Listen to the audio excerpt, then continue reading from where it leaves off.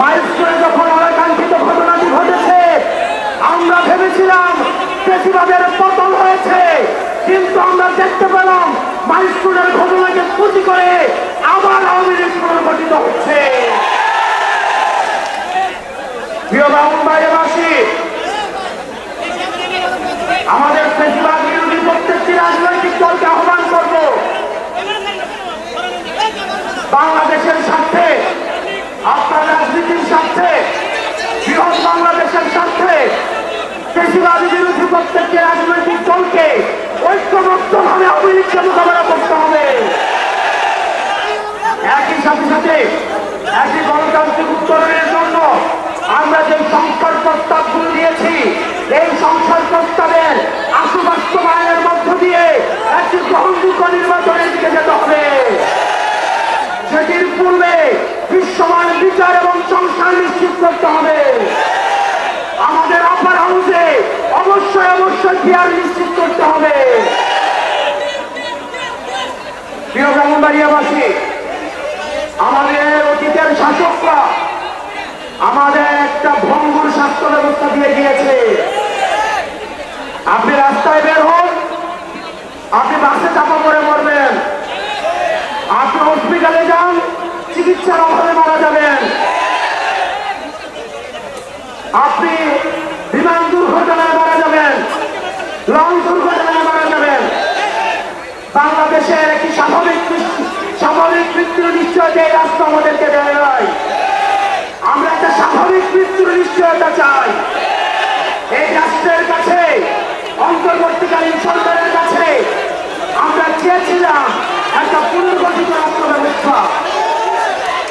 দুঃখজনক বিষয় হচ্ছে, আমাদের সাবেক স্বাস্থ্যমন্ত্রী ছিলেন ইংরেজিতে অনার্স, আমাদের বর্তমান স্বাস্থ্যমন্ত্রী হচ্ছে বাংলায় অনার্স।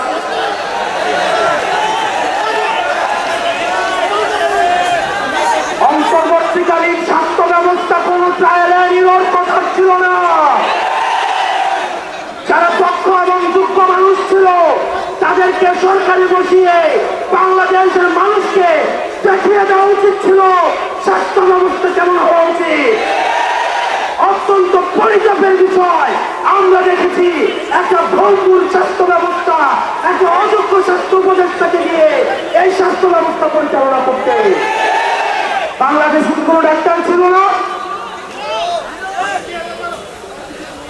অযোগ্যতা, অব্যবস্থাপনা, একটা ক্লাসিক এক্সাম্পল সেট করে দেওয়া হয়েছে স্বাস্থ্য উপদেষ্টার মধ্য দিয়ে। আমরা একটা ভালো শিক্ষা খাত চেয়েছিলাম, একটা ভালো নির্বাচন ব্যবস্থা চেয়েছিলাম, আমরা একটা রাষ্ট্র ব্যবস্থা চেয়েছিলাম। ব্রাহ্মণবাড়িয়াবাসী, আমরা কথা দিচ্ছি, আমরা যদি ঐক্যবদ্ধ থাকি তাহলে আমরা ইতিহাস করব। আমরা যে জালিমের শাসন রয়েছে সেটির উঠে গিয়ে আমরা ইনসাফের শাসন ব্যবস্থা নিশ্চিত করব। সবার জন্য আমরা সমান অধিকার, ইনসাফ, ন্যায্যতা চাই ধরনের বাংলাদেশ আমরা গঠন করব। আপনারা সবাই ভালো থাকবেন, সুস্থ থাকবেন। আমার বাড়ি কুমিল্লা, এই ব্রাহ্মণবাড়িয়াতে আমাদের এই গুরুত্বপূর্ণ সম্পর্ক রয়েছে। আমাদের পারিবারিক ব্যবসা, আমাদের পারিবারিক বিভিন্ন ধরনের আত্মীয়, আমাদের নিজস্ব ব্যবসা এই ব্রাহ্মণবাড়িয়াতে রয়েছে। দীর্ঘ অনেক বছর ধরে ব্রাহ্মণবাড়িয়ার সাথে আমাদের যোগাযোগ আছে। আমরা একই সাথে কুমিল্লা ব্রাহ্মণবাড়িয়ার যে গুরুত্বপূর্ণ সম্পর্ক সেটিকে আরো সুসংগঠিত করার মধ্য দিয়ে আমরা